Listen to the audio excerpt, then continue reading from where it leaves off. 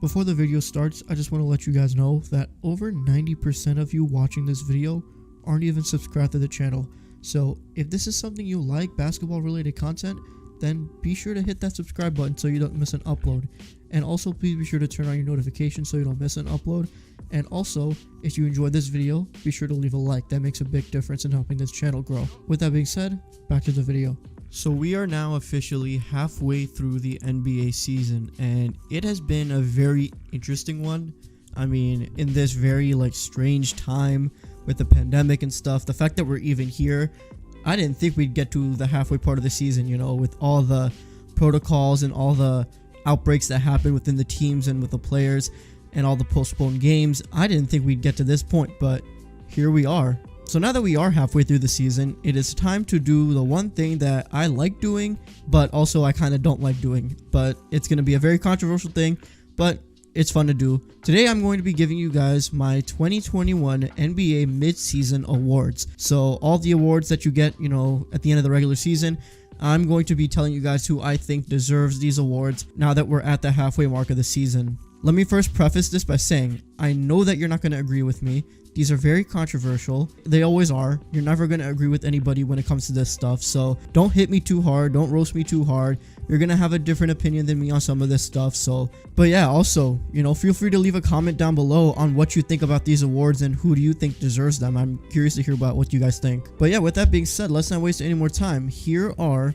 my mid-season awards. Jeremy Grant has shown signs previously of what he could do, and that was even more prevalent during the Denver Nuggets bubble run last year. He was one of their most reliable defenders in the starting lineup, and now with the Detroit Pistons, he has taken a huge step in scoring and is the team's primary option. It may be weird to give a guy who's in his 7th year in the league the most improved award, but the jump that he's made since he went to Detroit has been huge, and it makes him, in my view, the front runner. He's averaging right now a career high best 23 points along with 5 rebounds and 3 assists with a true shooting percentage of 57, which is down from last year, but he is taking significantly more shots this year, so you have to take that into account as well. He's also playing a career high 36 minutes a game, and his usage numbers are all at his highest. The only argument I could see against Grant would be the fact that the only reason his usage is so high is because he's on the Detroit Pistons, who are the worst team in the East, and that he was on a winning team like Denver,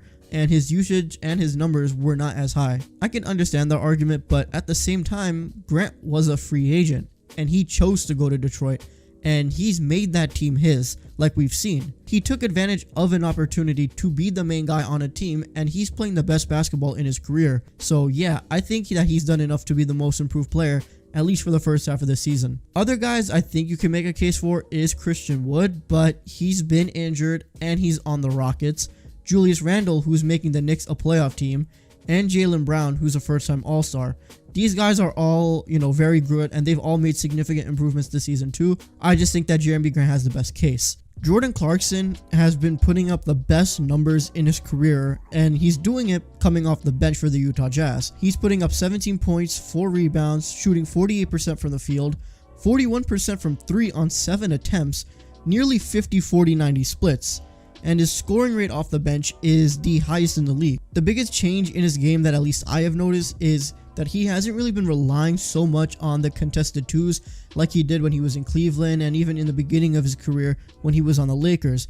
He's just gotten more comfortable shooting threes, and now he's making them at a really high level. I think when the Jazz got Clarkson in the trade last year when it came to the bubble time, it was a very good move, and we saw it in the bubble because of how valuable he was during that playoff series, and he is a big reason now why the Jazz are the best team in the NBA. It's crazy watching his journey in the league go from where he was. He's just another example of one of those young Lakers who were flourishing after leaving the Lakers. You know, Julius Randle is an example, D'Angelo Russell is an example. It's wild to watch them do so well now, and it's kind of cool to watch because they're still young too. And for them to be doing what they're doing right now, it's great to watch. Another guy that I could see for 6th man of the year, and I think he is making a really good case, is Chris Boucher for the Raptors. But I think that because of how much better on scoring and just how much of a jump the numbers are for Clarkson, and the fact that the Jazz are the best team in the NBA, I think that this makes Jordan Clarkson the favorite to be the sixth man of the year. Speaking of Utah Jazz, Coach Quinn Snyder is the clear front runner so far just because of the fact that they're the best team in the NBA and how significantly better they've gotten since last year. Like I said, they had the best record in the league, and at the same time, the wins that they're getting are against the best teams in the NBA. They're beating the Bucks, they're beating the Clippers, they beat the Lakers. I think they almost beat the Sixers too, and they're doing this all without making barely any off-season moves, and they're just keeping basically the same guys that they had from last year, and they're still doing so well. He's had this team do so well on both sides of the ball. Obviously, Rudy Gobert is one of the best defenders in the league, so having him anchoring that position is great for them on the defensive end. And then you have the guys on offense doing everything so well, especially when it comes to shooting. And the biggest difference with this team is that it's not just the stars that are playing well, because Jordan Clarkson, Royce O'Neal, Mike Conley, who was just announced as an all-star, they're all playing well too. So it's not just the two stars like Donovan Mitchell and Rudy Gobert carrying the load for this team. Having those other guys do just as well too is huge for this team, and it's what's making them so good. I think that this award is going to come down to who has the best record at the end of the season, because Doc Rivers has a very good case. I also think that Monty Williams for the Phoenix Suns has a very good case, especially because that is a big turnaround from last season, going from, one of the worst teams to going 8-0 in the bubble to now being number 3 in the West. That's a big jump too, so that's another guy I would consider, but simply because they're the best team in the NBA right now, I would give this award to Quinn Snyder. Now, this was actually tough, and this might be a little bit controversial, but yeah, I'm going with Ben Simmons for Defensive Player of the Year. Obviously, I was going back and forth between him and Rudy Gobert, but the reason that I'm picking Ben Simmons and why I think that he has the edge so far is he's a more versatile defender compared to Rudy Gobert, because when you watch Rudy Gobert and you watch the Jazz, Rudy Gobert is very dominant in the interior. He's blocking shots, he's making plays at the rim, and that's basically it for him. He makes, he's very good in the post too, but everything interior wise, that's Rudy Gobert's strength. But for Ben Simmons, his defense and what's making him so good this season is that he's doing so well defensively on all sides of the court. Watch him guard in the perimeter, watch him read passes, watch his help defense when someone cuts, watch him move through screens. He does that all so well, and it's part of why I have him over Gobert. And when you watch him match up against like really good players, he locks them up super well. I mean, just look at the example of against the Utah Jazz. He locked up Donovan Mitchell so well during that game. And it's not just against Donovan Mitchell. He did pretty well against LeBron. He did very well against Zach LaVine. So he's guarding the stars and he's limiting them very well. And it's part of why I have him over Gobert. And while that's all happening, in that same game against the Sixers and the Jazz, Gobert was getting cooked by Embiid. So I don't know. I don't see how you can be the Defensive Player of the Year when you can't even hold your own against the best of the best, because this is a pattern that we see. Gobert gets cooked very well against good centers. So I have Ben Simmons winning the Defensive Player of the Year because of how well he is doing on all sides of the court. Now, let me be clear. I like a lot of the rookies in this class. We have seen some incredible talent. Tyrese Halliburton, Emmanuel Quickley, James Wiseman, just to name a few. But let's be honest.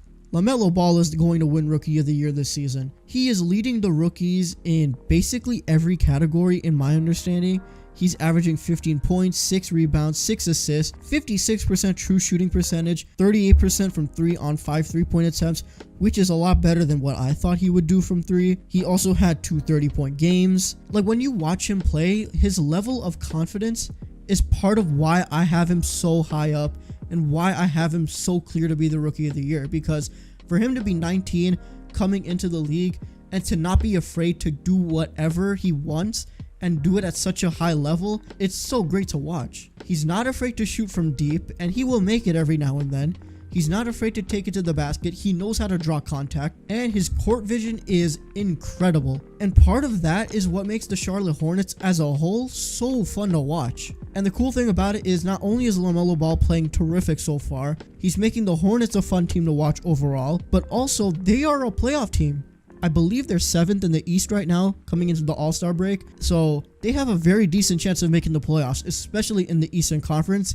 And if he can do that, if the Hornets can get that done, then that just adds to the case for LaMelo Ball, in my opinion. I think a lot of people brushed off LaMelo Ball's talent just because of his father.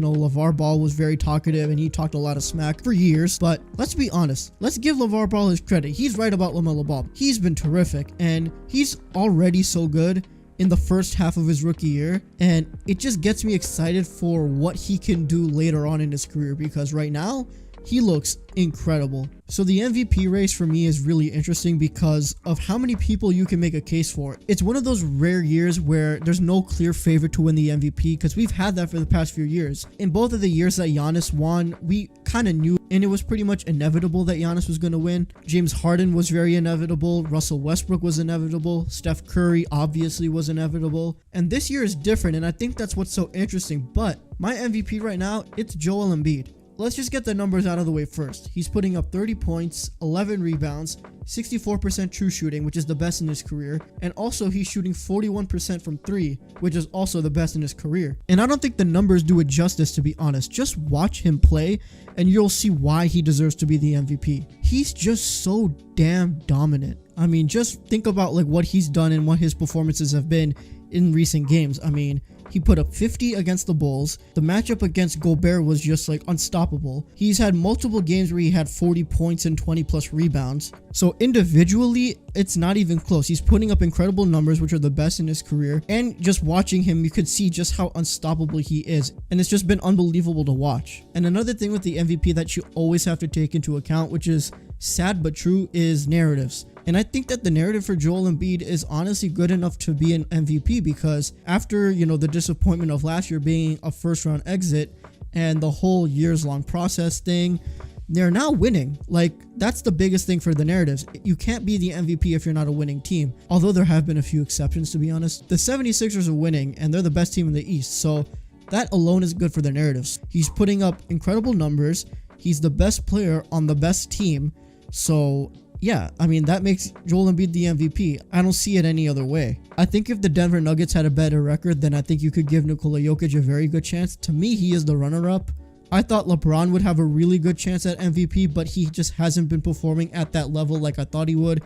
And to be fair, he's been tired, so I don't blame him. Other guys that I think you can make a case for are James Harden, Steph Curry, Damian Lillard. Those are all great guys, but obviously nothing is going to compare to the incredible game and the incredible season that Joel Embiid is having right now. Him winning an MVP would be very fun to watch, because he'd be the first big man to win it since, I believe, Shaq. Him winning it would be good for the league, and also it's just going to be good for basketball in general. And that's going to wrap up the mid-season awards. Thank you guys so much for watching this video. If you did enjoy, please be sure to leave a like and comment down below what you think about my picks. Let me know if you agree, if you disagree. I'm curious to hear about what you guys think, so feel free to let me know. And also, if you haven't already, please be sure to hit that subscribe button and turn on your notifications so that you don't miss an upload. Thank you guys as always for the continuous support, and I'll see you guys in the next one. Peace.